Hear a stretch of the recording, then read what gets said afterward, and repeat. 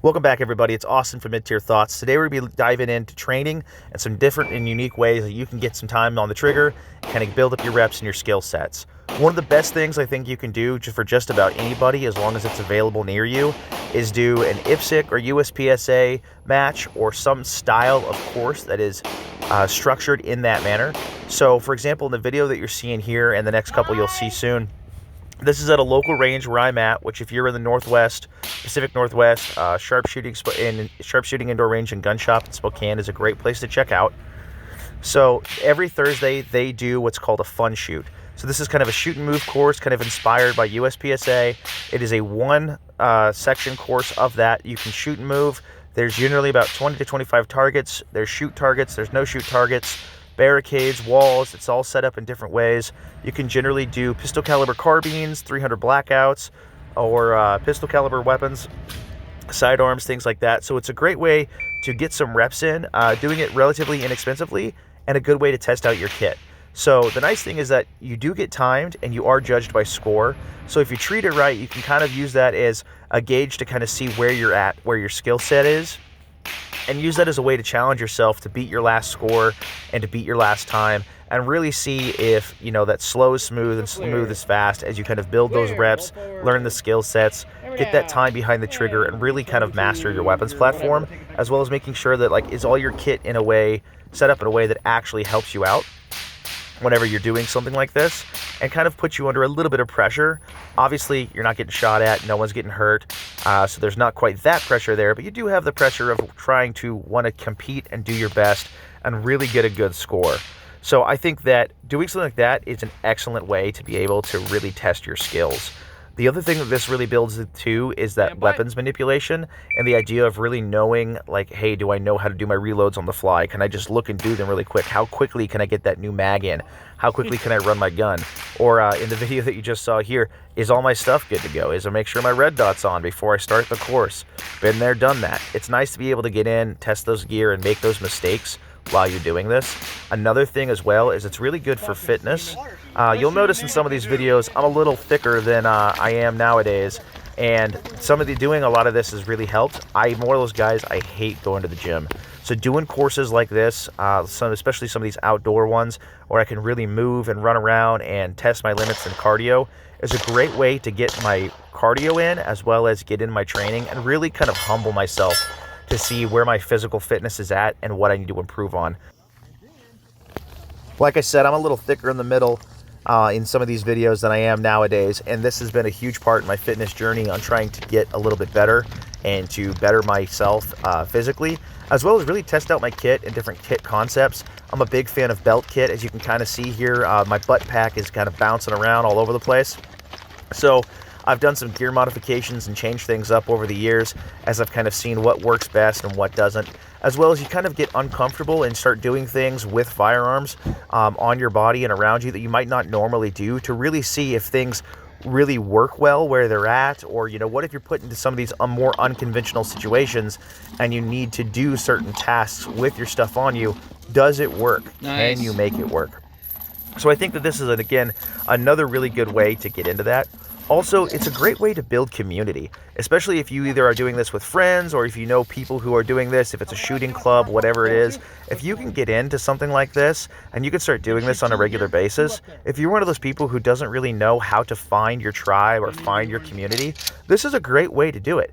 It's a great way to get in, get the reps in, talk to people. Obviously, there's similar interests, at least in the firearms world, and you'll find that a lot of people in that world will have those kind of similar interests of self-preservation, of that Minuteman lifestyle, and you get to talk to those people and maybe organize your own thing, or let this be your training event and or kind of be the formation of your tribe, to where you can start to see, like, who's serious about this, who's just using this as a game, how can I make this better, how can we improve ourselves.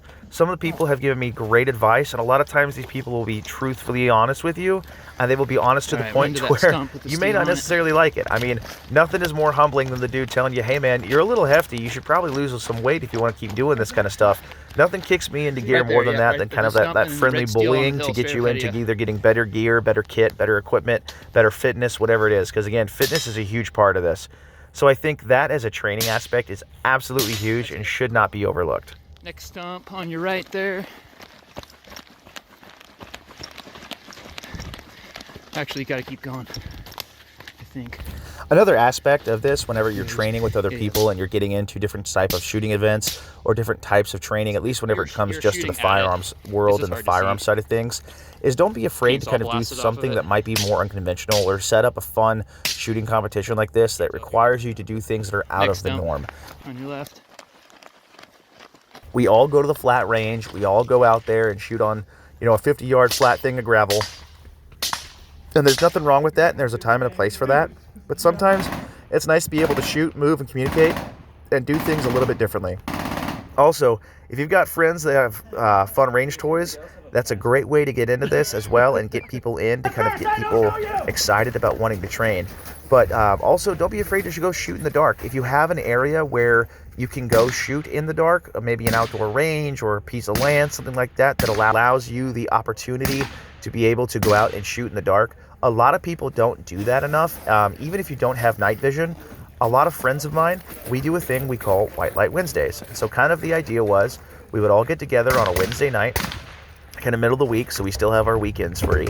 And we would go out and do shooting competitions in the dark. And some guys that would have nods, they'd run nods. Those who don't, like me, we'd run white lights. And you kind of practice light discipline and different skill sets that you don't necessarily utilize during the daytime.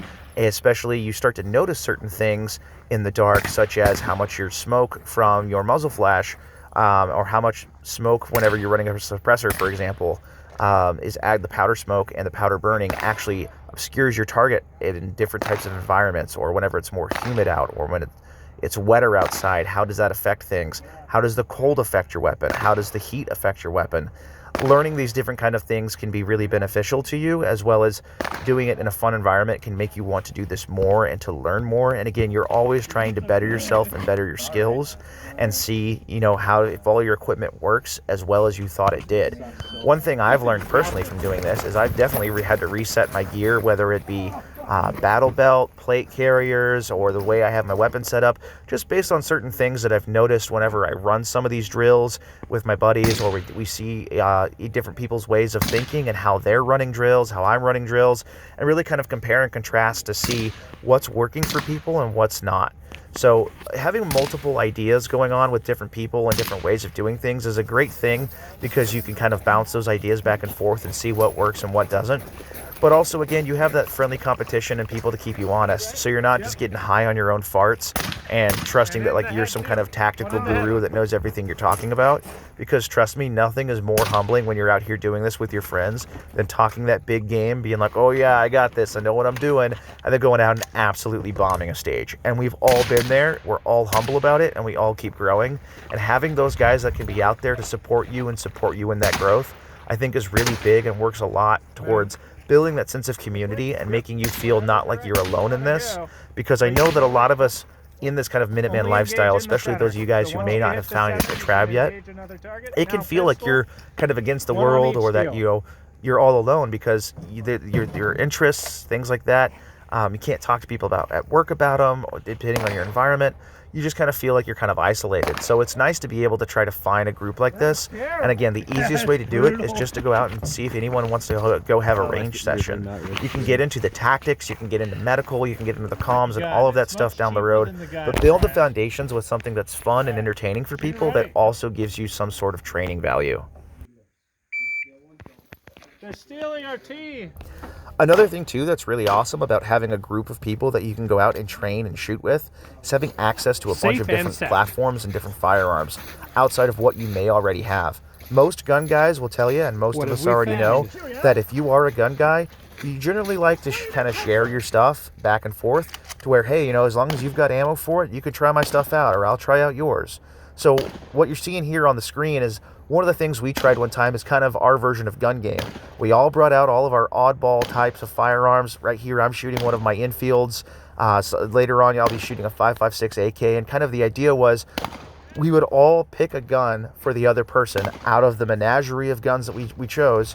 And you would have to pick it up as if it was a battlefield pickup, preferably something that you haven't ran a lot. And you would have to run the course of fire with that firearm, and you would have to do reloads and everything throughout there, kind of get used to a platform that you're not necessarily used to. For example, I'm a huge AR guy. I'm not real big into AKs, nothing against them, they're just not necessarily my thing. So later in the course, whenever I'm running a 5.56 AK, This is why it we takes me a train on while our to kind of weapons. remember how to run one. Here you can see me struggling with the reload on an infield. You know, again, going back, if I'm shooting ARs all the time, I like my infield, but I don't shoot it in any type of tactical sense or realistically use it in any kind of Minuteman capacity. So doing something like this on the fly, under pressure, you can kind of see how it gets to you a little bit and how much you really need to step up your efforts if you intend to do something like that. Again, it's kind of humbling. Not saying I'm going to be grabbing my infield to go out the door and shoot redcoats, but should the need arise, I should probably work on my reloads, as you can see.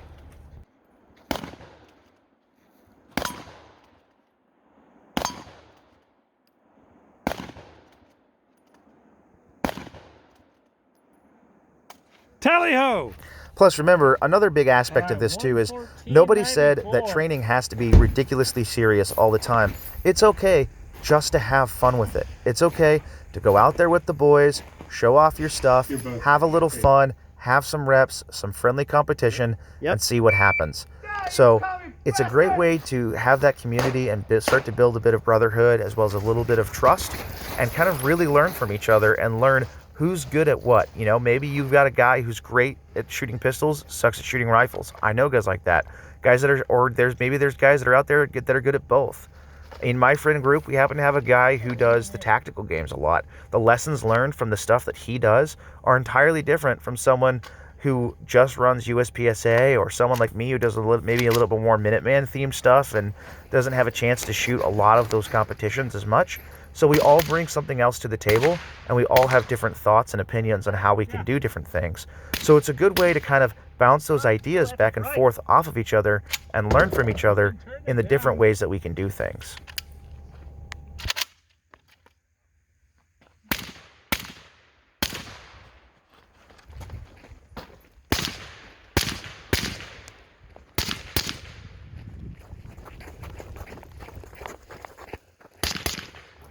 With the group of guys that I've been fortunate enough to go out and train with, it's been really nice to be able to have someone else there who has different levels of competency across the board and different levels of knowledge whenever it comes to the task that we're trying to perform, and someone who can really keep you honest and show you what you're doing wrong, where you can improve, and do it from a way that doesn't sound like an a-hole. You know, nothing is worse than going out and having that one guy who just seems like he knows it all and can't take any kind of criticism or any kind of improvement. We can all improve, we can all make room for improvement, and having some guys out there that have a vested interest and making sure that you can do better because they know you can do better, it's always a great thing.